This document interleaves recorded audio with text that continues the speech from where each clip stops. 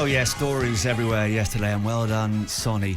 A couple of extraordinary own goals as well. One in that game at Tottenham. Poor old Seamus Coleman as well. Everton enduring an absolute nightmare at the moment. They do play Newcastle next, which might just offer them some hope, because although Newcastle had that great win yesterday, more injury concerns. Gordon got sent off as well. Can they find 11 fit players for Tuesday night?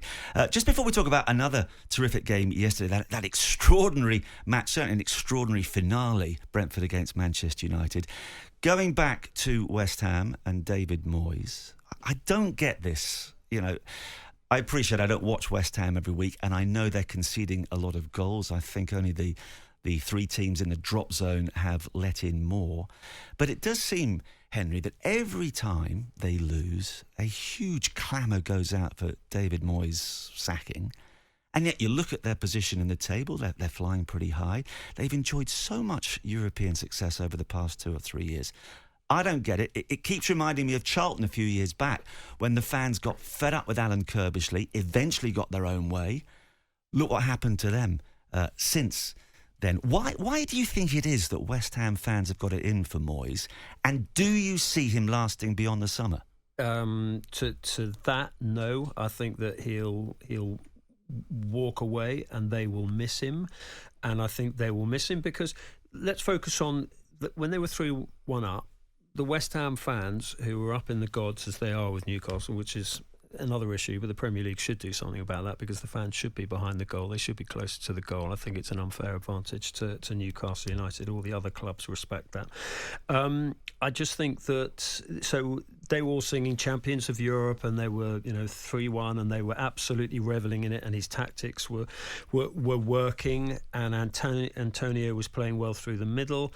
He then removes Antonio at 69 minutes for Calvin Phillips. Now, he will know about Mikel Antonio's injury, whether he's injury record, whether he's going into the red zone. He will have so many highly respected expert medical people, analysts, sports conditioning people who will be giving him advice about whether he should be taking. Because Antonio, that was a fairly exhausting front role he was playing, and he's not got the sort of the youth and of a Jarrod Bowen who was playing out wide. So that they will look at that and they will think, why are you taking it off? And it looked a strange decision. Maybe give it 69 minutes, maybe give it another 10 minutes, and just keep testing that. And Newcastle just came back, partly because of Eddie Howe's changes as well. But no, I agree with you. I mean, David Moyes, you don't do, what's he done? Almost 1,000 matches. Mm-hmm. I mean, he's an LMA legend, Hall of Fame. So I agree. And then who are they going to get? Maybe long term, they would be looking at a Michael Carrick if he keeps developing at Middlesbrough. Very good young coach. Obviously, he's got his West Ham connections. Came through there as a kid. So look, I just think maybe Moyes, I can understand the frustration, the way that it did go against them, and particularly with the second penalty, the Isak penalty. But yeah, give him a little bit more patience and support and gratitude for what he's done. Yeah, he's not getting the love. Now, Thomas Frank has had the love from Brentford fans from the moment he arrived, rightly so. What I liked about him last night, Henry, was when Manchester United looked as though they were going to steal 3 points with that late goal, he reacted as philosophically as he could in the circumstances. There was that look of disbelief. Then, lo and behold, Brentford go up the other end, grab the most deserving of equalisers. And what a game Ivan Toney had, by the way. You look at the stats, I think he had 16 touches in the United box. They were under so much pressure. I mean, it was astonishing. So first of all, how good were Brentford? But secondly, what happened to the Manchester United that we saw beat Liverpool in such thrilling fashion in the FA Cup only a few days ago? Really poor. I mean, it was like when they were at home in that game, they were responding to the adrenaline and also of their fans, and also it was Liverpool, so they knew sort of how important it was, and they were terrific. But they just looked like the sort of the worst of a Ten Hag team. Marcus Rashford has got to be playing better than that. Garnacho wasn't at his best. Kobbie Mainoo as well. The positive is to see Mason Mount coming back and scoring his first Premier League goal for them, because there's a talent there, and it's he's been through terrible injury problems. So that was really the one positive.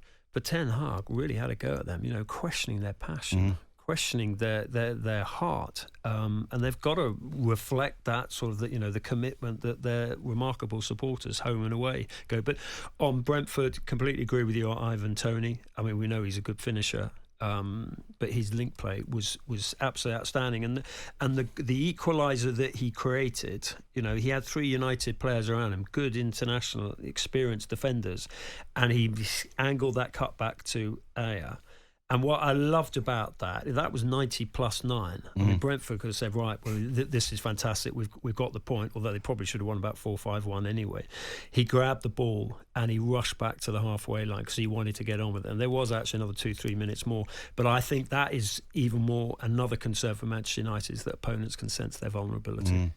Chris Wilder will disagree after the 14 minutes of extra time that was played at Bramall Lane yesterday. But I think one of the great facets of this season, Henry, has been the fact that time wasting is not tolerated. I was at Spurs yesterday.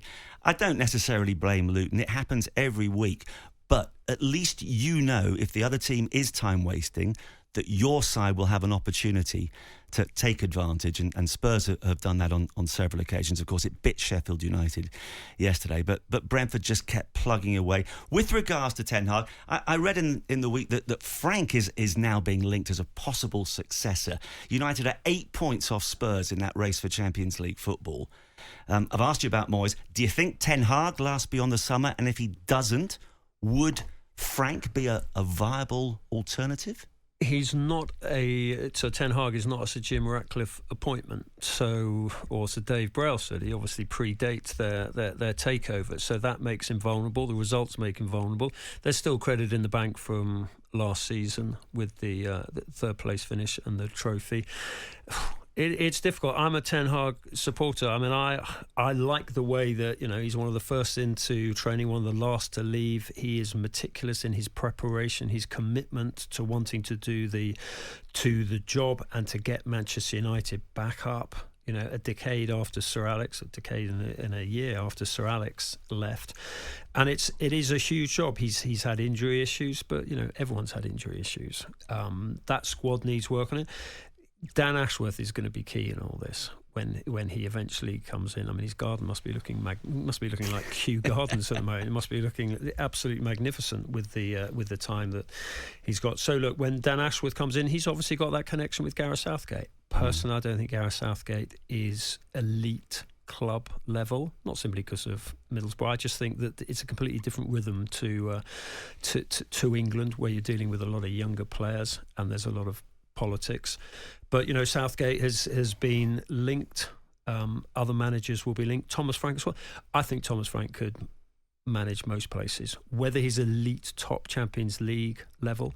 But then Manchester United aren't that. They're not going to be in the Champions League next season the way they're playing. That was a brutal result there. They had to get full points there. Yeah, they did, with Aston Villa, of course, winning 2-0 against Wolves, and Spurs. Groundhog Day at the Tottenham Hotspur Stadium. If you're a Spurs fan, yeah, OK, we've gone 1-0 down.